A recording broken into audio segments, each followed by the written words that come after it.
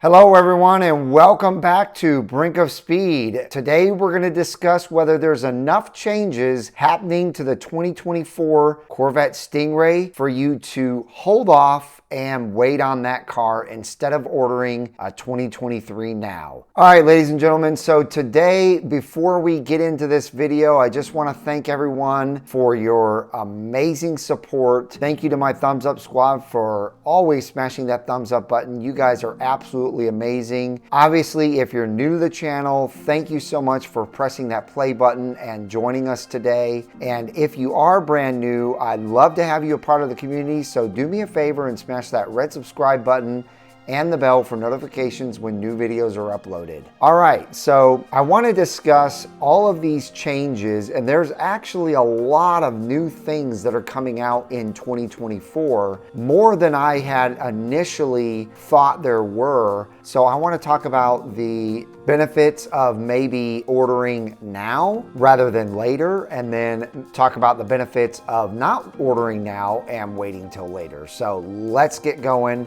The first thing I want to discuss is the 3 new colors. Now, you guys have already probably seen information about this a long time ago, but it is one of the changes. So I'm going to go over it one more time for you. The first new color is the Riptide Blue, which I absolutely think is one of the most beautiful blues. In fact, it reminds me of Blue Fury, which was a Laguna Blue C7 Z06 that I used to own. So this is a color that I'm very interested in.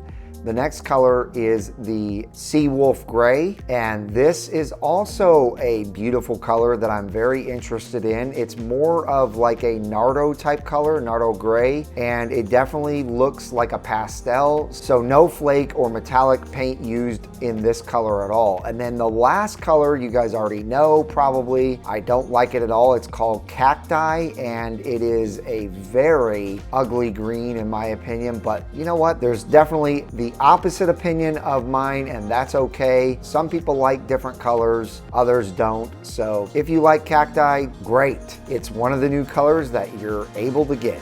So moving on, this is something that was actually brought to light by Speed Phenom to me when he was at my house. The side door panel, as you're seeing here, is definitely changed, and they put a new design on it, and this actually doesn't do it justice because in between the stitching, the material is actually raised up a little bit. So it is quite the design. I'm not sure what made Chevy do this, why they decided to do this to the door, other than it just kind of looks a little bit, you know, prettier maybe, I don't know. But that is a new 2024 feature on the Stingray. It was a 2023 feature for the Z06, but in 2024 it will be on the Stingray.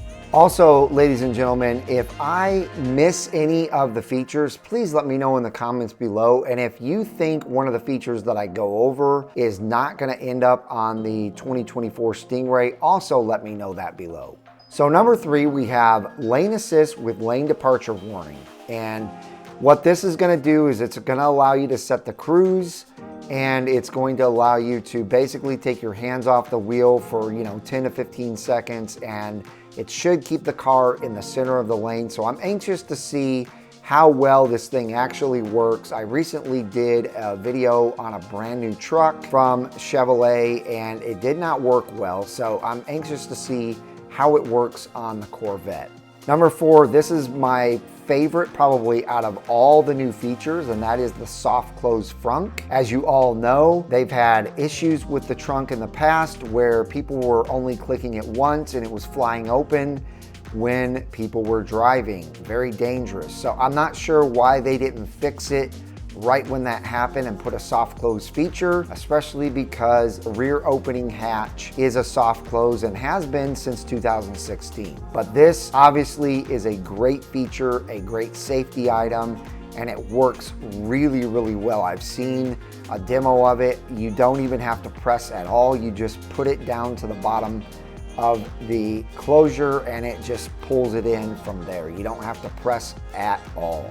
Number 5 is 3 new wheel designs. And as you can see here, it's not a super clear picture, but in my opinion, none of these wheels are that good to look at. Maybe they will be better in person, but obviously let me know down in the comments below what you think of these new wheels. I feel like after the 20 spoke that they came out with last year, it's gonna be pretty difficult to top those with new wheels, and they definitely did not do that with these. Ladies and gentlemen, enter to win this National Sprint Cup Hall of Fame Museum 2023 C8 Corvette Z06 with the 70th anniversary edition plus $25,000 by entering right here using the link in the pinned comment and the description below. Because you are a Brink of Speed watcher, you get an extra 20% on your ticket purchase. Plus, if you decide you don't want the car, it is a $75,000 grand prize option. So enter to win again in the description or the pinned comment. Number 6. The clear engine cover for convertibles. Now this is something that I knew was in the works for quite a while now because of my good friend Clarence of C8 Speed 252. He had a discussion a couple years ago at the bash with a couple of the engineers, and they told him basically this is something that's coming in the future, look out for it, and here it is. So this is a rough design, I guess. It's not the true design, but just seeing it here in these pictures, it does not do anything for me. I really could care less if I see the engine bay anymore. I have a convertible myself, as you know, and it just does nothing for me to go back there and try and look at the engine. So if this is something that you really care about and the only reason why you didn't get a convertible is because this was not available, let me know in the comments down below if this is something that really excites you. Number 7, Stage 2 carbon fiber interior may be available now for the Stingray. So as you know, on the Z06, you can get the Stage 2 carbon fiber, and as you're seeing here, it is beautiful. It's all over the car, and it really classes up that interior, and it really makes it look more exotic on the interior. So you have to get the 3LZ in the Z06 to get this. So I'm pretty certain that if they do offer this for the Stingray, you're gonna have to get 3LT to be able to get this option. It is quite pricey. It is something that is supposedly gonna be offered in the Stingray now. So let me know if this is something that interests you or not as well. All right, number 8, automatic emergency braking.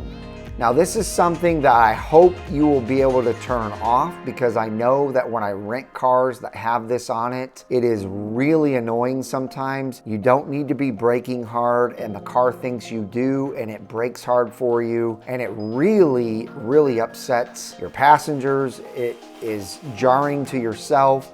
It's no fun at all. So I hope it's something that you can disable, but I'm pretty sure Chevy's probably gonna make this a standard thing that you're not able to disable. So we'll see what happens, but that is a feature that I am not interested in at all. Let me know if you are. Number 9, forward collision alert. So this is something that is probably pretty nice. I mean, it's not gonna brake for you. This is something that just says, hey, there's something in front of you coming up quickly. You might want to avoid it, and it alerts you. So that's not something that I care, you know, if it's there or not, it's fine. I'm okay with that, but I am the type that likes to control my car. So I'm glad that this particular feature does not take control of the car. And by the way, as you're seeing on the screen right now, this is located on the steering wheel. You can actually turn it on and off. Now this is something unique. This is a front pedestrian braking feature. So not only will your car brake for you if you're following too closely or you're getting a little too close to the car in front of you, but if you're pulling up to a crosswalk and a pedestrian walks across, your car is apparently gonna brake and stop and let that pedestrian pass. So that is interesting. That's the first time I've ever heard of that feature. So let me know what you think about that as well. Number 11, following distance indicator. So this one is gonna be when you set the cruise, it's gonna show you how many spaces you want between you and the car in front of you. And you can set it so that it keeps your car at the mile per hour you want it to keep it at within a certain distance of the car in front of you. So it's something that you could probably turn on and off, and you can set different distances, and it shouldn't be too bad as far as limiting your mile per hour. Number 12. Now this one is pretty neat. I actually have a car that does this. My wife's TLX does this. It's called IntelliBeam Auto High Beam Assist. So when you're in an area that you need the high beams on, it detects if there's a car coming at you and it turns them off automatically, and as soon as that car passes you, it turns them back on. And I actually like this feature. Sometimes it doesn't work perfectly, but for the most part it works really well. Number 13, the new stripes that are available. You guys saw that, and you're seeing it right now in the video of the E-Ray. These are beautiful stripes. I really like them. The first stripes that they did looked pretty good, but to me these look way better because they stop on the hood. They don't go all the way across the front bumper, and like I said, I think they are great. They're outlined. They look really nice. Last but not least, this is something interesting. This is something that they've done on the latest and greatest vehicles, especially like the EV vehicles. When you switch your mode selector, it shows like what type of driving you're going to be doing in that mode selection. So it's just a new animation that they've come up with to show you on a track, you in the rain, you on a normal road, and you like on a maybe a twisty road that you would want like sport mode for. So kind of neat, but that's it for the 2024 features. Now, the next question to you is that all enough to keep you from ordering a 2023 right now and getting your C8 sooner? I have to say, if I was someone that had never owned a C8 before and I was right on the edge or the cusp of ordering a new C8, I would not let this hinder me from ordering a 2023, especially because of this one fact, and this is probably the biggest reason that I can come up with not to wait. And that is, I would definitely recommend ordering a 70th anniversary C8 if you can afford to pay that extra $6,500. To me, it is worth it. Then you would have a very unique, low production model of the C8 that would hold its value better than any of the other C8s out there. So ladies and gentlemen, that's really gonna do it. I hope you enjoyed this video. Leave me a comment below letting me know what you think about ordering a 2024 or going ahead and getting a 2023 now and not waiting. Give me a big thumbs up if you enjoyed it. I hope each and every one of you have a wonderful rest of your day, and we'll see you guys out on the road.